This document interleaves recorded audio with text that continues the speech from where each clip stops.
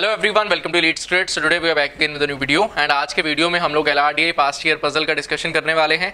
In case you haven't solve this particular puzzle till now, मैं full screen पे आपको question visible करा रहा हूं सो दैट आप सॉल्विंग कर पाओ। वीडियो को पॉज करके पहले सॉल्विंग जरूर कर लेना, उसके बाद ही प्रोसीड करना and through out the video मैं आपको क्वेश्चन यहाँ पर विजिबल कराऊंगा सो दैट साथ साथ आप स्टेटमेंट भी पढ़ पाओ एंड हम उसका डिस्कशन जो वो कंटिन्यू कर पाएँ। मेक श्योर अगर वीडियोज अच्छे लग रहे होंगे तो ज़रूर उसको लाइक, चैनल को सब्सक्राइब ज़रूर करके जाना, ठीक है। चलो जी स्टार्ट करते हैं ये वीडियो के साथ। और ये क्वेश्चन जो था पेपर में आया था, काफ़ी सारे स्टूडेंट्स ने स्ट्रगल किया था इस क्वेश्चन की सॉल्विंग में। मैंने ये पजल जब फेसबुक ग्रुप पे डाला कुछ दिन पहले तो भी बहुत सारे लोग स्ट्रगल कर रहे थे कि यार ये टाइप के पजल्स ना हमें पेन देते हैं, हमसे हैंडल नहीं हो पाते, इनको हैंडल करने का बेस्ट वे क्या है। तो वो सारी चीज़ों के बारे में बात करेंगे इस पजल के रिलेटेड, ठीक है। चलो, कह रहा सिंपल हैप्पीनेस इंडेक्स, आप साथ साथ यहाँ से रीड कर सकते हो। Of a country is computed on the basis of 3 parameters, social support that is S, freedom to the life choices that is F, and corruption perception that is C. Each of these 3 parameters is measured on a scale of 0 to 8 integers only. 0 से लेकर 8 तक values जो है वो consider की जाएंगी। A country is then categorized based on the total score obtained by summing the score of all the 3 parameters. तो अपने पास में सबसे पहले S, then F, then C, इन तीनों पैरामीटर के स्कोर्स को जब मैं ऐड कर दूंगा that will form total score. Then it says that total score के लिए कैटेगरी अगर टोटल स्कोर 0 to 4 की रेंज में है then it will be called as a very unhappy, 5 to 8 है तो अनहैप्पी, 9 to 13 है न्यूट्रल, 14 to 19 है हैप्पी, 20 to 24 है तो very happy. Then there is another table as well. It says that following diagram depicts the frequency distribution of the scores in S, F and C of 10 countries. तो अगर मैं ध्यान से देखूँ, अगर मैं S की बात करूँ, सबसे पहले S की मैं बात कर रहा हूँ तो S में मुझे दिख रहा है कि मेरे पास में 3 जो है वो 3 बार है, 4 जो है वो मेरे पास में 3 बार है, 5 मेरे पास में 2 बार है, 6 मेरे पास में 1 बार है और 7 भी मेरे पास में 1 ही बार है अगर मैं S की बात करूं। सिमिलर बेसिस पे if we talk about F, वो आप साथ में लिखा हुआ है S का कलर कौन सा है, F का कौन सा है, C का कौन सा है, हमें वही वाले जो बार है वो चेक करना है। Now if we talk about F का सिनेरियो में बात करूं, F जो है 1 जो है वो 2 टाइम्स आ रहा है F में, सिमिलरली 2 जो है वो 1 टाइम आ रहा है, 3 2 टाइम्स आ रहा है, देन 4 जो है वो 1 टाइम आ रहा है, 5 3 टाइम्स आ रहा है and then there is a 7। Similarly if we talk about C, तो 1 टाइम जो है वो C आ रहा है और 1 टाइम जो 1 आ रहा है और 3 टाइम्स 2 आ रहा है, 3 3 3 3 4 टाइम्स आ रहा है, 4 एक बार आ रहा है और 6 एक बार आ रहा है। ना अगर मैं इंडिविजुअल रेटिंग्स की बात करूं इन सब की, अब S की बात करूं, S में 3 3 3 है 3 बार, 4 4 4 है 3 बार, 6 वैल्यूज यूज हो गई, 2 बार 5 5 है, देन 6 7 है, तो 10 वैल्यूज ये यूज हो गई। तो वी कैन से दैट कि जो मेरे पास में सोशल सपोर्ट पैरामीटर है, 10 लोगों का डेटा मेरे पास गिवन है, तो उन 10 लोगों के लिए जिनका नाम है A B C D E V W X Y and Z, उन 10 लोगों के लिए 10 डिफरेंट रेटिंग्स जो मुझे S में मिलनी थी वो मिल चुकी हैं। मतलब 0 नहीं होगा किसी के पास में भी।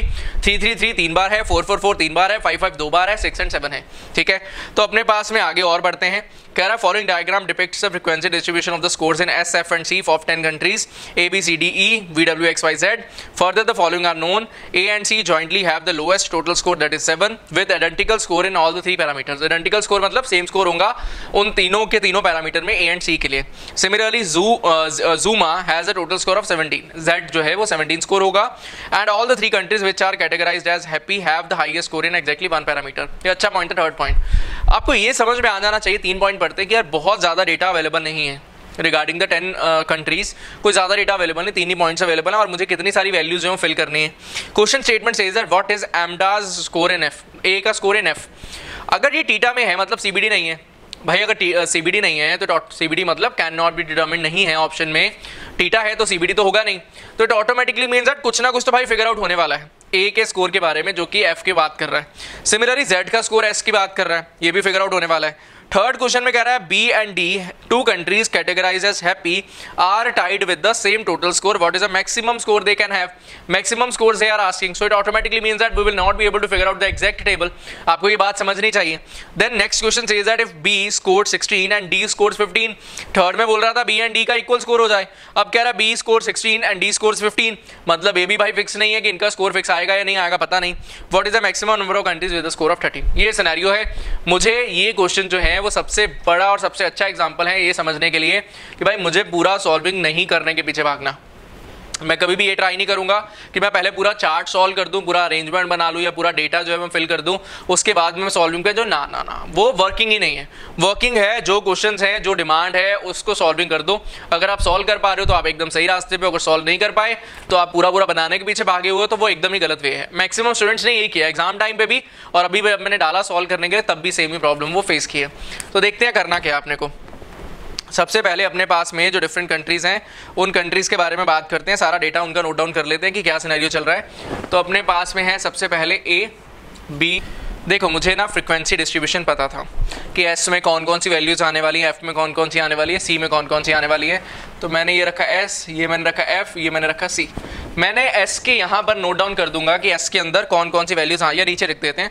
आई होप सो विजिबल होगा आपको, नीचे का वैल्यू नीचे रख देते हैं। अपने पास में 3 जो है वो 3 बार आ रहा है, देन वी हैव 4 जो 3 बार आ रहा है, एंड देन वी हैव 5 जो 2 बार आ रहा है, then we have 6 and then we have 7। ठीक है, सिमिलर बेसिस पे आगे बढ़ा। एफ के बारे में बात करूं, एफ में 1 जो है वो 2 बार आना है, देन वी हैव 2 जो 1 बार आ रहा है, देन वी हैव 3 जो 2 बार आ रहा है, then we have 4, then we have 5, then we have 5, then we have 5, then we have 7। मुझे ये पता है यार यही वैल्यूज जो है वो एफ के अंदर फिल होने वाली है। ये 10 वैल्यूज है, ये 10 जगह पर आएंगी, ये 10 वैल्यूज है, ये 10 जगह पर आएंगी। सिमिलर बेसिस पे वी टॉक अबाउट सी। सी का सिनेरियो क्या चल रहा है, सी में 1 जो है वो 1 बार आ रहा है, एंड देन वी हैव 2 जो कि 3 बार आ रहा है, एंड देन वी हैव 3 जो कि 4 बार आ रहा है, and then we have 4 and then 6, 4 and then 6। ठीक है, ये सारी वैल्यूज आ चुकी है। Now it says that A and C jointly have the lowest total score.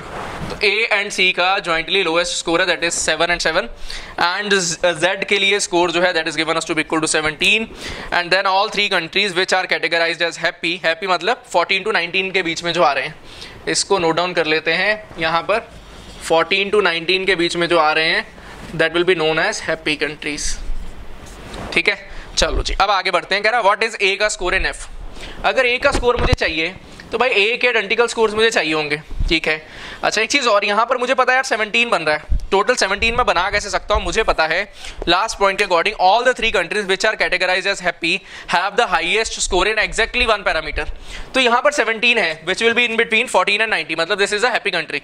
अगर वो हैप्पी कंट्री है मतलब एक कोई हाईएस्ट वैल्यू पिक किया जाएगा, have the highest score in exactly 1 parameter. Third point देखो, तो मुझे पता है यार हाईएस्ट वैल्यू या तो 7 पिक होगा, या ये वाला 7 पिक होगा, या ये वाला 6 पिक होगा। ऐसा तो हो नहीं सकता दोनों कंबाइंड पिक हो जाए 7 and 6, या ये वाला 7 and 7 ना। अगर ये वाला 7 पिक हुआ, अगर ये वाला 7 मैंने पिक कर दिया तो यहाँ से मैं ज़्यादा से ज़्यादा 5 पिक कर सकता हूँ, 7 and 5 12 होगा, और यहाँ से मैं ज़्यादा से ज़्यादा 4 पिक कर सकता हूँ, 12 + 4 16 होगा, मैं 17 नहीं बना सकता।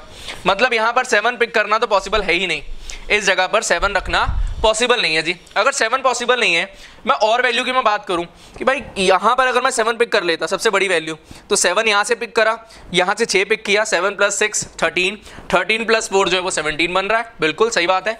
सिमिलर बेसिस पे अगर मैं यहाँ पे सबसे बड़ी वैल्यू पिक करूँ 6 यहाँ से पिक करा, 6 और 5 11 हो गया, और 11 और 6 17 हो गया, दैट इज ऑल्सो पॉसिबल। मतलब मुझे ये पता है यहाँ पर 6 आना कंफर्म है, दैट इज फॉर श्योर, कोई डाउट नहीं है इसमें। यहाँ पर 7 आ सकता है और यहाँ पर 4 आ सकता है, 7 and 4 11 हो जाएगा। सिमिलरली यहाँ पर 5 आ जाए, यहाँ पर 6 आ जाए, वो भी 11 पॉसिबल है। दोनों सिनेरियो है, मुझे नहीं पता। सेकंड क्वेश्चन कह रहा है व्हाट इज जेड का स्कोर इन एस। एस के अंदर जेड का स्कोर जो है वो मुझे 6 मिल चुका है जी। अभी मैंने कुछ बहुत ज्यादा किया नहीं, अभी जस्ट स्टार्ट किया क्वेश्चन सॉल्विंग का, और मुझे एक क्वेश्चन का आंसर जो मिल चुका है।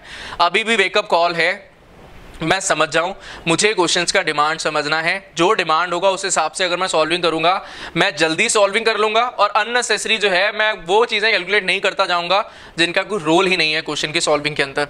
मैं बिल्कुल पीक पॉइंट के ऊपर टारगेट जो है वो कर पाऊंगा।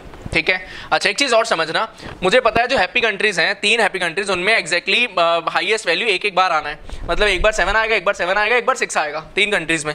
अब ये 7 है और ये 7 है, मतलब ये हैप्पी कंट्रीज नहीं है। हैप्पी कंट्रीज के लिए value should be between 14 to 19, ये वैल्यू है 7 and 7, मतलब ये हैप्पी कंट्रीज नहीं है।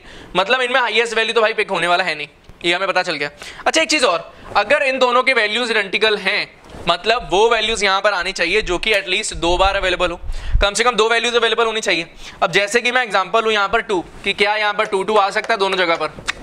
नहीं आ सकता। क्यों नहीं आ सकता भाई? 2 एक ही बार है ना। अगर 2 एक ही बार है तो मैं 2 जगह पर 2 कैसे डाल सकता हूँ? ठीक है, सिमिलर बेसिस पे अगर मैं 3 डालने की बात करूँ, मैं यहाँ पर 3 डालता हूँ, समझा देते हैं। मान लो जी मैंने यहाँ पर 3 डाल दिया, यहाँ पर भी मैंने 3 डाल दिया।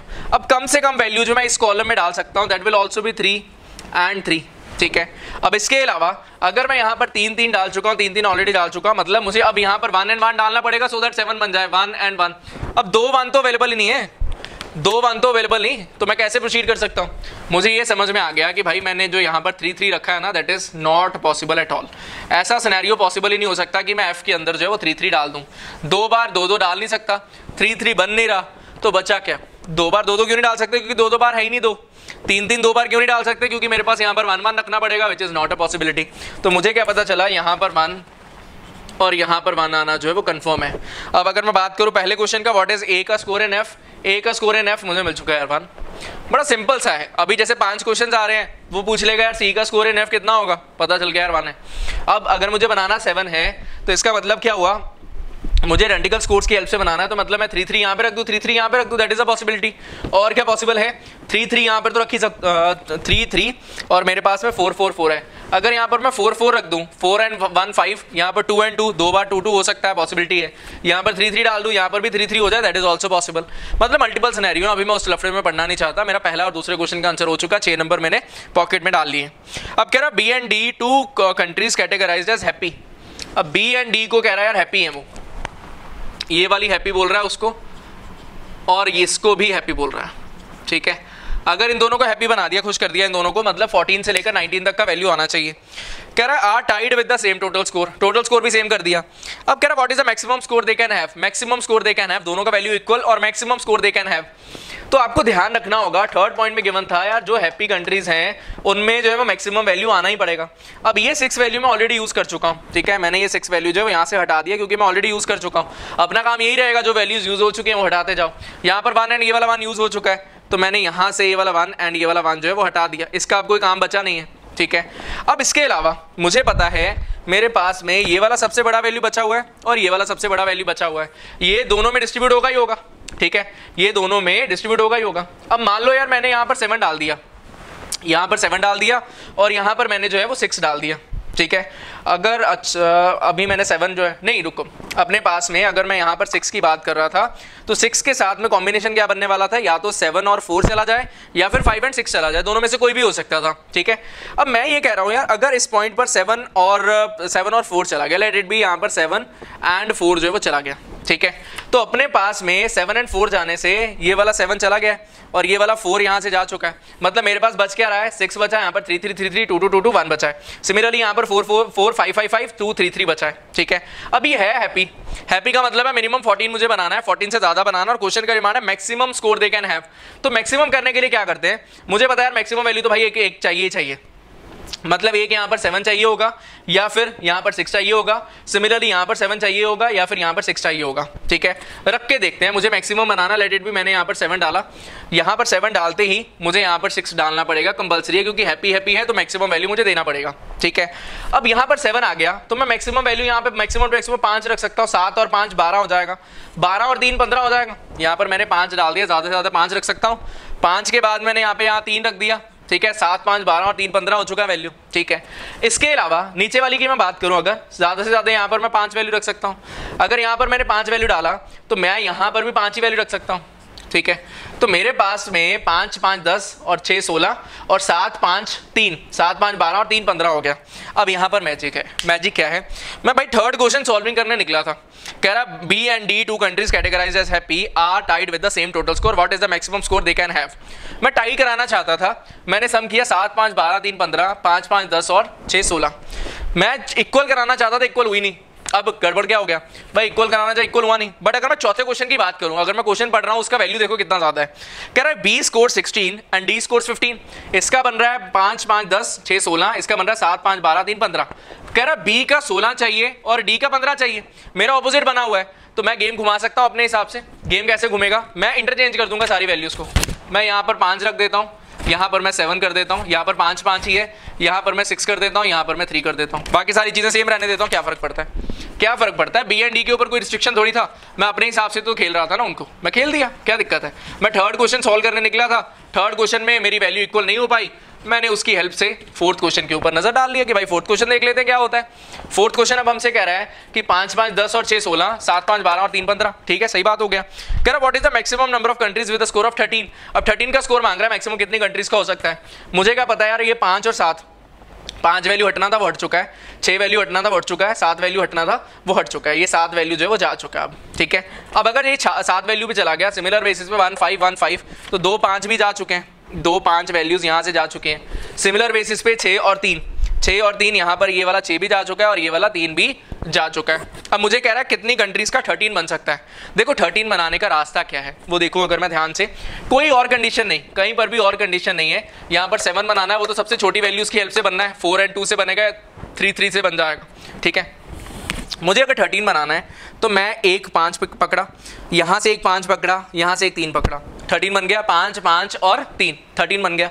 अब मैं एक और 13 बनाने का ट्राई करूँ, यहाँ पर 5 है, यहाँ पर 4 है, यहाँ पर 3 है, तो 5 4 9 3 12, तो 13 अगर मैं बनाना चाहता हूँ मैं एक ही 13 और बना सकता हूँ, एक से ज़्यादा 13 तो और नहीं बन पाएगा। तो फोर्थ क्वेश्चन मांग रहा है what is the maximum number of countries with the score of 13, तो इट ऑटोमेटिकली मीन्स दैट एक ही कंट्री होगा भाई जिसका स्कोर जो है वो मैक्सिमम 13 बन जाएगा, उसके अलावा कोई भी नहीं बनेगा। तो फोर्थ क्वेश्चन का आंसर हो गया। मैं निकला था सॉल्व करने third question, but third question में मैं जब चेकिंग कर रहा था तो मेरी चेकिंग में एग्जैक्ट वैल्यू इक्वल नहीं हो पाया, तो मैंने उसका फायदा उठाया। फायदा कैसे उठाया, मैंने चौथा क्वेश्चन बिठा दिया। तो यही लॉजिकल थिंकिंग प्रोसेस है हर बार ना, क्योंकि बच्चे बहुत बार कहते हैं यार आपने जब सॉल्व किया ना बड़ा सिस्टमैटिक वे में आगे बढ़ा, तो भाई जरूरी थोड़ी है हर बार सिस्टमैटिक ही जाएगा। कई बार हमने जो पैर रखा वो नहीं सही जगह पर रखा गया, तो अब क्या करें भाई, पैर काट दोगे क्या, नहीं काटोगे, वो पैर को सही जगह पे रखने का ट्राई करोगे। तो वही अपने का काम करना है कि अगर तीसरा सॉल्व करने निकले वो भाई नहीं बैठा, तो दिमाग लगाना है ना अपने को, ठंडे होकर थोड़ी बैठ जाना है यार अब रुक जाए यार अब क्या होगा, मेरा तो सॉल्व ही नहीं हो रहा, गड़बड़ हो जा रहा है, तो वैसा हमें नहीं करना है, ठीक है। तो अब हमने जो है वो ये वाला सिनेरियो जो हटा दिया। थर्ड क्वेश्चन की वर्किंग पे वापस चलते हैं, जहाँ पर मैं आप स्टार्टिंग में था वहाँ पर आपको लेकर चलता हूँ। यहाँ पर ये 5 वाला सिनेरियो अभी हमने यूज़ नहीं किया था, अब इसको रुक जाते हैं, 1 1 यूज़ हो चुका था। यहाँ की जो वैल्यूज़ हैं मैं दोबारा लिख देता हूँ एक बार, ठीक है। थर्ड क्वेश्चन में कैसा लॉजिकल थिंकिंग प्रोसेस रहेगा वो भी बताता हूँ, ठीक है। ये भी हटा देता हूँ, ठीक। हमारे पास में वैल्यू था 3 3 3 4 4 4 5 5 6 7। सिमिलर बेसिस पे अपने पास में वैल्यू था 1 1, 2 बार था, वो ऑलरेडी यूज हो चुका है। Then we have 2, then we have 3 3, and then we have 4, and then we have 5 5 5, and then we have 7. Similar basis पे we talk about C के सिनेरियो में अपने पास में चल रहा है 1 एक बार है। सिमिलर बेसिस पे अपने पास में 2 3 बार है, 2 2 2 2 2 2 2। सिमिलर बेसिस पे 3 आ रहा है 3 बारी और 4 बारी। सिमिलर बेसिस पे अपने पास में 4 है और अपने पास में 6 है, ठीक है। अभी मैंने वर्किंग क्या बढ़ाने का ट्राई किया था कि यार थर्ड क्वेश्चन के लिए मुझे यार ये दोनों वैल्यूज जो है ना इक्वल करनी है, ठीक है। अगर मैं इक्वल करना चाहता हूँ, अगर मैं 2 का बनाना चाहूँ 16, 2 का अभी मैंने देखा ना फोर्थ क्वेश्चन के लिए कि b का वैल्यू 16 बन रहा है। अगर मैं 2 जगह पर 16 बनाने का ट्राई करूं तो 16 बनाने के लिए मेरा वर्किंग क्या होगा कि भाई यहाँ पर 7 या 6 में से कोई एक तो चला ही जाना है, बचेगा क्या। मान लो मैंने दूसरा यूज कर लिया 5 एंड 6 का सिनेरियो, ठीक है। 5 एंड 6 का मैंने ये सिनेरियो यूज कर लिया, 6 5 11 6 17 मेरा बन गया।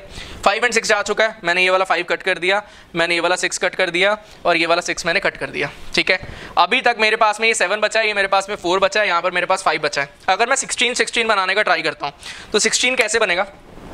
एक बार मैंने 7 पिक कर लिया, 7 5 12, 12 और 4 16 पिक हो गया। मैंने क्या किया, 7 उठा लिया, यहाँ पे 5 उठा दिया और यहाँ पर 4 उठा लिया, 16 हो गया। अब मैं बात कर रहा हूँ यार मैंने यहाँ पर 7 उठाया, इस पॉइंट पर मैंने 7 उठाया, 7 और 5 12 हो गया। अब यहाँ पर 3 है 15 ही हुआ, मतलब 2 बार मैं 16 पिक ही नहीं कर सकता। अगर मैं 2 बार 16 नहीं पिक कर सकता तो मुझे 2 बार अल्टीमेटली 15 पिक करना होगा। तो 15 पिक करने का वे क्या होगा, वो वे भी बना लेते हैं कि मैंने यहाँ पर 7 उठाया, 7 4 11, 11 और 4 मैंने 15 उठा लिया, क्या दिक्कत है। मान लो मैंने यहाँ पर 7 उठाया, ठीक है, ये वाला 7 कट हो गया। देन मैंने यहाँ पर 4 उठा लिया, ये वाला 4 कट हो गया। 7 4 11 और 4 15, मैंने यहाँ पर 4 रख दिया, ये वाला 4 मेरा कट हो गया। सिमिलर बेसिस पे और आगे बढ़ा, मेरे पास में 7 है, 7 5, ये वाला 7 पिक कर लेते हैं, यहाँ पर 7 रख दिया, यहाँ पर 5 हो गया, ठीक है। ये 7 आ गया, ये 5 आ गया और ये 3 हो गया, ये 15 हो गया। लो जी, ये दोनों का इक्वल भी आ गया। अब क्या कह रहा है, कि यहाँ पर एक बार मैक्सिमम होना चाहिए, यहाँ पर एक बार मैक्सिमम है हाईएस्ट के लिए, यहाँ पर भी एक बार मैक्सिमम है, और देन उसके बाद में 5 और 6 यहाँ पर एक बार मैक्सिमम है। ठीक है, ये हैप्पी कंट्री के लिए एक बार इसका मैक्सिमम, एक बार इसका मैक्सिमम, एक बार इसका मैक्सिमम। ठीक है, कह रहा what is the maximum score they can have, तो 15 is the only maximum value possible. 16 बन नहीं रहा, वो हम देख ही पा रहे हैं कि अगर एक बार 16 बनाओगे तो दूसरे का 15 बन रहा है, क्योंकि बाकी प्लेसेस बचेंगे नहीं फिल करने के लिए। आई होप सो आपको क्लैरिटी मिला होगा। एग्जाम सिनेरियो में ना सबसे बड़ा ब्लंडर यही बच्चे कर रहे हैं कि वो क्या कह रहे हैं ना, यार हमारा वे ना एकदम सिस्टमेटिक होना चाहिए।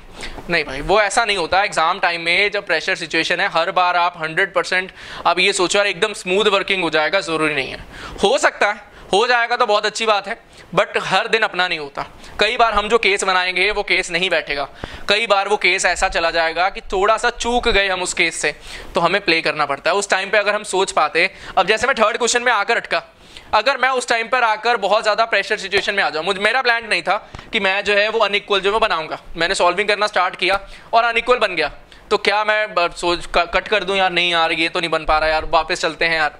नहीं, हमारे पास अगर केस बन गया तो भाई उसको यूज़ कैसे कर सकते हैं। अगर मैं क्वेश्चंस का स्टेटमेंट साथ में पढ़ के चल रहा हूं तो मुझे बेनिफिट मिलेगा, और वो बेनिफिट आप ऑटोमेटिकली मार्क्स की फॉर्म में समझ पाओगे। +3 मिलेगा जब, तो खुशियाँ उसकी अलग ही लेवल पे होंगी। तो ध्यान रखा करो ये छोटी छोटी चीज़ का, क्वेश्चंस का स्टेटमेंट पढ़ना, समझना और उसके अकॉर्डिंगली सॉल्विंग करना, वो बहुत ही ज़्यादा इंपॉर्टेंट चीज़ है। आई होप सो आपको कुछ सीखने को मिला होगा इस वीडियो से। That will be all for this particular video. Thank you and happy learning. अगर अच्छा लगा होगा तो ज़रूर लाइक करना। That will be all. Bye bye, मिलते हैं नेक्स्ट वीडियो में।